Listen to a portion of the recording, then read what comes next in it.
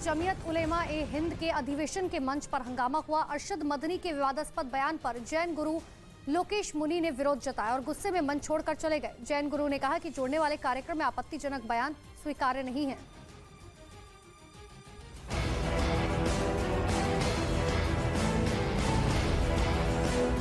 दिल्ली के रामलीला मैदान में जमीयत उलेमाए हिंद के अधिवेशन में मंच पर हंगामा हो गया।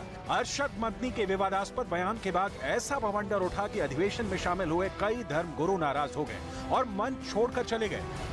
जिस तरह से प्रतिपादन किया पूरी की पूरी ये हम जो भारतीय सर्वधर्म संसद के लोग और हमने सर्वसम्मति से, मैं अकेला नहीं, हम इसका विरोध करते हैं, मुखाबलत करते हैं।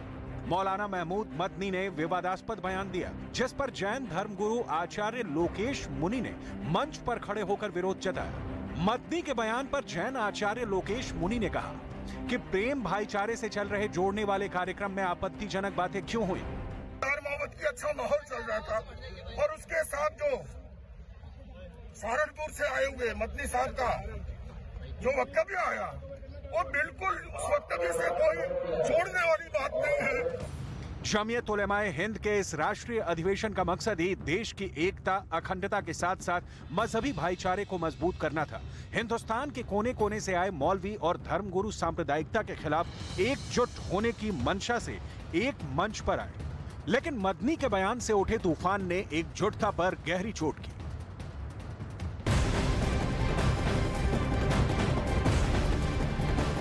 तुर्की का कहा मानरा शहर पूरी तरह से तबाह हो गया है। यहाँ ज्यादा तबाही देखने को मिली। हर तरफ मलबे का ढेर और मलबे के ढेर को हटाने के लिए कई मशीनें लगाई गई। न्यूज़ 18 इंडिया की टीम इस वक्त कहरामन मारस में पहुंची है, जो कि भूकंप का केंद्र है, और किस तरह से यहाँ पर तबाही हुई है वो तस्वीर हम आपको दिखाते हैं और साथ ही आपको रेस्क्यू ऑपरेशन की भी तस्वीरें दिखाएंगे। आप देखिए मेरे पीछे किस तरह से यहाँ आप जो मलबा है वो देख सकते हैं, और साथ ही मैं आपको एक तस्वीर और दिखाना चाहता हूँ कि जो रेस्क्यू ऑपरेशन है, जो लोकल अथॉरिटीज़ हैं, जो डिज़ास्टर मैनेजमेंट की जो लोकल टीम है वो यहाँ पर पहुँची है। शायद यहाँ पर कोई है यहाँ पर उसको बचाने के लिए या फिर निकालने के लिए यहाँ पर ये टीम मौजूद है। और अभी यहाँ पर डॉग स्क्वाड भी यहाँ पर हमने देखा तस्वीरों में, और ये अभी आप तस्वीरों में देख सकते हैं कि ये रेस्क्यू ऑपरेशन यहाँ पर चल रहा है। और देखिए आपको मलबा दिखाते हैं, किस तरह से मलबे के ढेर बने हैं, मलबे के पहाड़ बन गए हैं। और यहाँ आप जेसीबी देखेंगे जो कि लगातार मलबे को हटाने की कोशिश कर रही है। हम और नज़दीक से आपको तस्वीर दिखाने की कोशिश करते हैं। यहाँ आप विजुअल्स देखिए किस तरह से यहाँ डिस्ट्रक्शन हुआ है। इस मलबे को हटाने के साथ साथ जो रेस्क्यू और सर्च ऑपरेशन है वो भी चल रहा है। यहाँ विजुअल आप देख सकते हैं। ये आप देखिए, ये कोई रिहायशी इमारत मालूम पड़ती है जो पूरी तरह से ज़मींदोज़ हो चुकी है। इसके पीछे आप देखेंगे जितनी भी इमारतें हैं वो रिहायशी लग रही हैं, तो आप समझ सकते हैं कि जो ये इमारत है यहाँ कितना भारी नुकसान जान का हुआ होगा। देखिए एक और बिल्डिंग की तस्वीर आपको दिखाते हैं। बिल्डिंग का एक जो हिस्सा है पूरी तरह से डैमेज हो चुका है। मैं आपको तस्वीर दिखा रहे हैं एक रेस्क्यू ऑपरेशन की।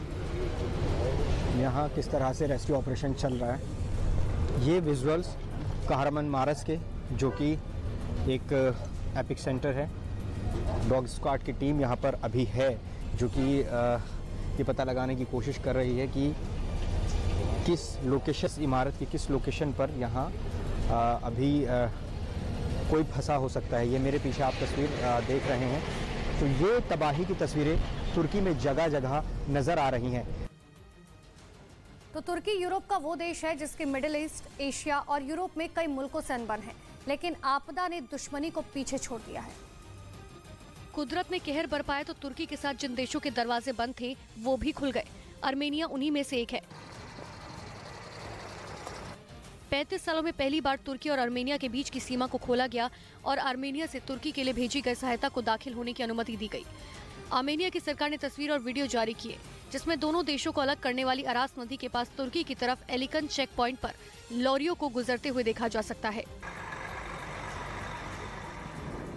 इससे पहले 1988 में सीमा को खोला गया था, जब तुर्की ने भूकंप से प्रभावित आर्मेनिया को सहायता भेजी थी।